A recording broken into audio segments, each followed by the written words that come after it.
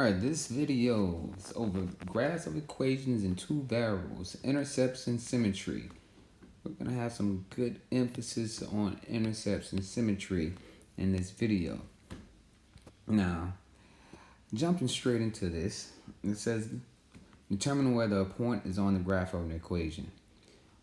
So if you're given an equation like so, negative 3x plus y equals 6, and then it says determine if 0, 4 is on the equation. Just recall that an ordered pair has the x variable first, the y variable second. So all you do is plug this information into the equation and see if it makes sense. So for part A, the x value is 0. So I'm going to go to the equation. Where I see the x, I'm going to put 0 plus y value is 4. Does that equal 6? This piece goes to 0. 4 does not equal 6. Since that does not make sense, you would say not on the graph. And that's it. Not on graph. Make sure the things make common sense. Alright. Part B, do the same thing, plugging in the values. The x value is negative 2, the y value is 0. Does that equal 6? Negative 3 times negative 2 is positive 6. 6 equals 6? Yes, it's on the graph. Easy enough. Part C, you have negative 3 times negative 1 plus 3. Does that equal 6? You have 3 plus 3 equals 6. 6 equals 6. Yes, on the graph. Alright, let's move on to the next page. Same thing. Plugging it in. Determining if the point is on the graph. If you plug in both values and you come out with solutions that make legitimate sense, and it's on the graph. So you have 0 to the 4th power minus the square root of 0. Does that equal 0? The answer is yes. Yes, it equals 0, and yes, it's on the graph.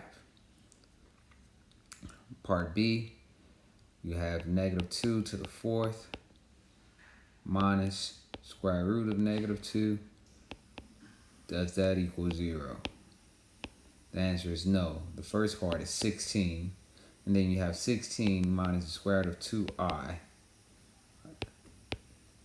No. And then finally, part C is also no. Alright, just plug in the values. Let's keep it rolling. Now, intercepts. Intercepts, let me use a different color. Intercepts are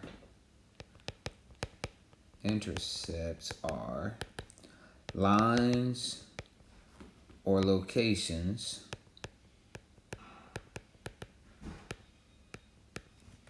where the graph crosses or touches an axis. You have an x-axis and a y-axis. So right here, this first one is considered a touch because the graph did not go across the axis. It got to the axis, it turned around and went back and did its thing. So I'm highlighting red dots on the x-axis. If I'm highlighting these red dots on the x-axis, those are considered the x-intercepts. Alright? Locations on the x-axis are x-intercepts. Locations on the y-axis are y-intercepts. This green dot highlighted on the y-axis is the y-intercept. Now, here's the thing about intercepts. For the y-intercept,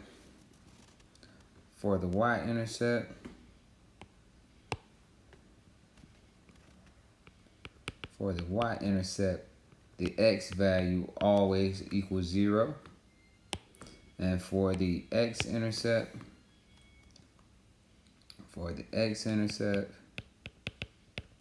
the y value always equals 0.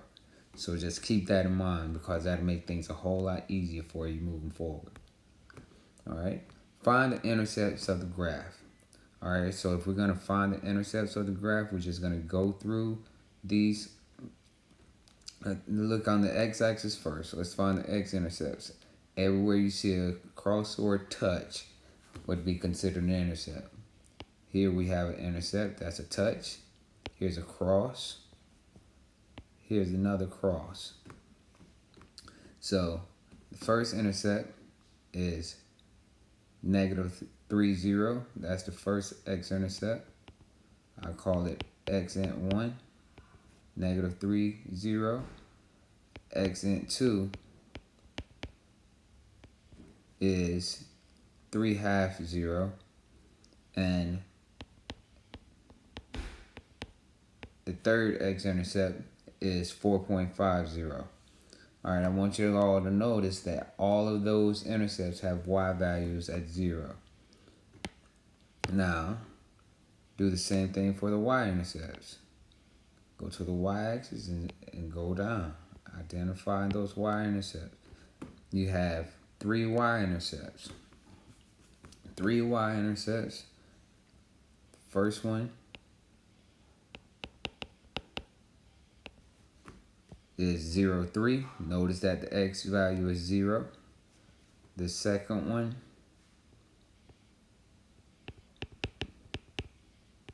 is 0, -4/3. And the third one is 0, -3.5. How many total intercepts are there?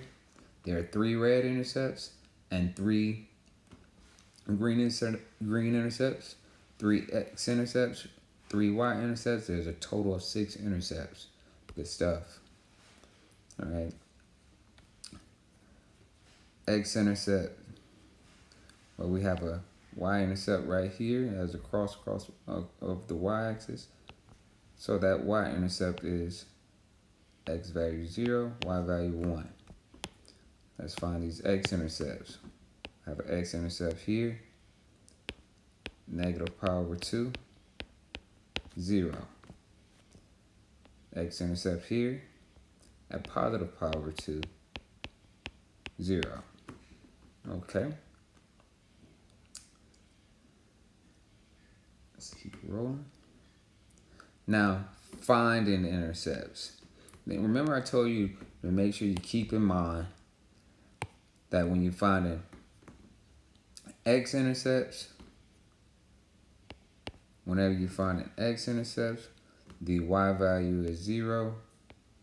And when you find the y-intercepts, the x-intercept, the x value is 0, we're about to bring that back up.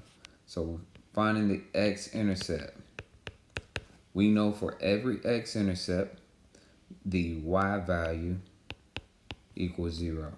So we're going to solve this equation for the x-intercept. So I'm going to take that equation, set the y equal to 0, and solve for x. Adding 4 to both sides, we have x squared equals 4. Taking the square root of both sides. So we have the x-intercepts are ±2. Writing those out as intercepts, we have -2, 0, and 2, 0. Those are your x-intercepts. Now for the y-intercepts, what do we say do to find those y-intercepts? That's right. Every x value should equal what? 0. Thank you. So you'll go ahead and toss in that 0 into the equation. And when you toss that 0 into the equation, you solve for y, you end up with y equal -4. So your y-intercept X value 0, Y value -4. I made a good mess of that one. Let me try that again. Oh my goodness, I didn't erase the whole thing. All right, I'm going to speed back down to where we were. We have Y equal 0 squared minus 4. And then we have Y equal -4. Writing it as an ordered pair, we have 0, -4. Box that guy off. All right. Let's move forward. Now, symmetry. Testing for symmetry. There's some things that I do a little different. It's not really different, but it's just the way I like to approach it. So, symmetry with respect to the x-axis. X-axis symmetry. So you have, each one of these are going to have a point. So I'm just going to go ahead and write them all out. The x-axis, the y-axis, and the origin. All right.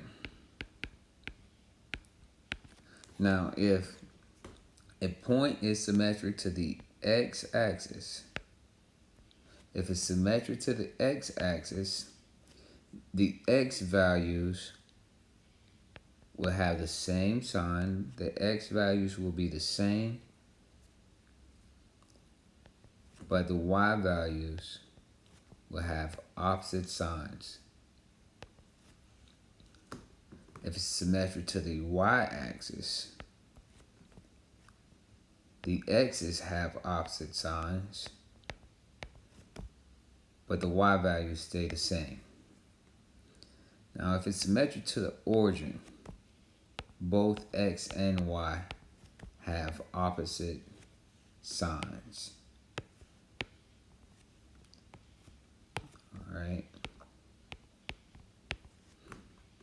All right, so let's try to make some sense of this. All right, so this little brief example is showing symmetry with respect to the x-axis. I want you to look at the pinkish, reddish, future, whatever you call that color, and look at the blue. Notice the points that's opposite, on opposite sides of the x-axis. The x's are the same value, but the y's have opposite signs. All right, let's do an example. It says, if a graph is symmetric with respect to the x-axis, we have 3, 2 here. If it's symmetric with respect to the x-axis, all right, where the x value is going to stay 3, but the y value is going to get the exact same value, but it's going to have an opposite sign. So since that y value is positive 2, we're going to go down -2, and the symmetric point would be 3, -2. And that's on opposite sides of that's symmetry with respect to the x-axis. Same thing for the y-axis. Just look at those graphs. You should be able to fold this bluish looking graph directly over to this dark pinkish looking graph. They should look just alike, like they're looking in a mirror. If we go back here, you fold over the x-axis like you're looking down into a pond or something. And they should be able to fold on top of each other. All right. This problem says find symmetry with respect to the y-axis. So if it's symmetry with respect to the y-axis, the y value stays 100% the same. So it's going to be y value of 2. And it's going to have an opposite sign on the x value. So I'm going to go to the left by 3. Direct reflection. And that gives me a point -3, 2. All right. And then finally for the origin. You should be able to flip straight across a diagonal into that origin. You should be flipping across quadrants. So this is quadrant 3. Quadrant 3 will be symmetric quadrant 1. quadrant 2 will be symmetric to quadrant 4. All right. So for the origin, we said both values in your ordered pair have opposite signs. So I'm going to go over 3 because that 3 is positive. So this 3 has to be negative. And then I'm going to go down 2. So 1, 2, 3, down 2. And that my point is -3, -2. All right. But now we know how to put symmetry on a graph and all that good stuff. But now we need to calculate symmetry. And in calculating symmetry, you still use what you know. When you're testing for the x-axis, replace y with -y. When you're testing for the y-axis, and replace y with -y, and if the problem remains the same after simplification, if you have no sign change after simplification, then it's symmetric to the x-axis. All right, symmetry with respect to the y-axis, replace x with -x. And again, if the problem remains the same after simplification, then it's symmetric to the y-axis. For the origin, replace both with the opposite. Replace x and y with -x and -y. And if you have a 100% opposite sign change, then it is symmetric to the origin. All right. So let's go ahead and do this example. Running a few tests. First thing I'm going to do is test the x-axis. So I'm going to replace y with -y. I have -y equal to x squared minus 4. Do I see a 100% change or 100% staying the same? Nope. I see a partial change right there. I'm going to put nope. And since I said nope, I also said nope. Not symmetric to the x-axis. Symmetric to the x-axis? No. Let's check the y-axis. I'm going to replace x with -x. I replace x with -x. And that gives me y equal x squared minus 4. That looks exactly like the original. So I say yes. And with that yes, I say it is symmetric to the y-axis. Now checking the origin, I'm going to replace both. Replace y with -y. Replace x with -x. And I do not see a 100% opposite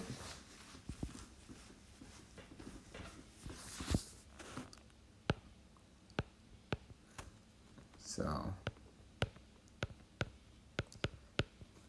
I'm gonna let that guy be a no. So this function is only symmetric to the y-axis. All right. Let's try another one. Okay.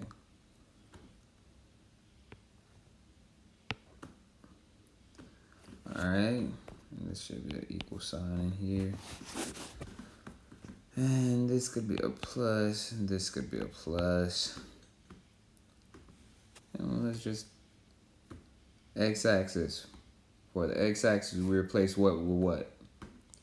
Thank you. We replace y with -y. All right, so when I do that replacement, I have negative y equal x squared plus 9 over x squared plus 2.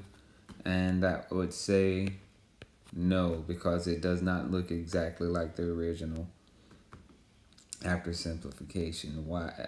Now do the y-axis, we replace x with negative x, and we have y equals negative x squared plus 9 over negative x squared plus 2. Simplification, we have y equal x squared plus 9 over x squared plus 2. And that's a yes. Symmetric to the y-axis. Now the origin, again, just plug it in, and you're going to get a no. All right.